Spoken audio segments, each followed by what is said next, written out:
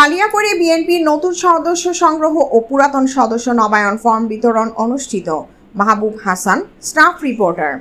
গাজীপুরের কালিয়াকৈর উপজেলায় রোববার বিকালে কালিয়াকৈর মডেল মসজিদের সামনে বিএনপির নতুন সদস্য সংগ্রহ ও পুরাতন সদস্য নবায়ন ফর্ম বিতরণের সভা অনুষ্ঠিত হয়েছে।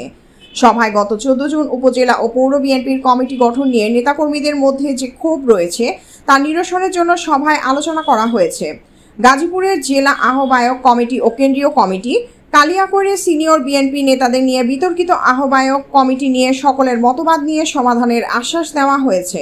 এ সময় সভায় বক্তব্য রাখেন কেন্দ্রীয় বিএনপির সাংগঠনিক সম্পাদক কাজী সাইয়েদুল আলম বাবুল, কেন্দ্রীয় বিএনপির শ্রম বিষয়ক সহ সম্পাদক হুমায়ুন কবির খান, বিএনপির কেন্দ্রীয় নির্বাহী কমিটির সদস্য মজিবুর রহমান, কালিয়াকৈর উপজেলা বিএনপির সাবেক সভাপতি হেলাল উদ্দিন।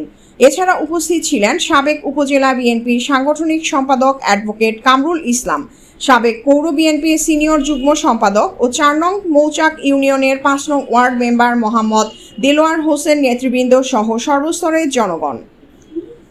প্রিয়াঙ্কা মল্লিক, আলোকিত টিভি নিউজ ডেস্ক, ঢাকা।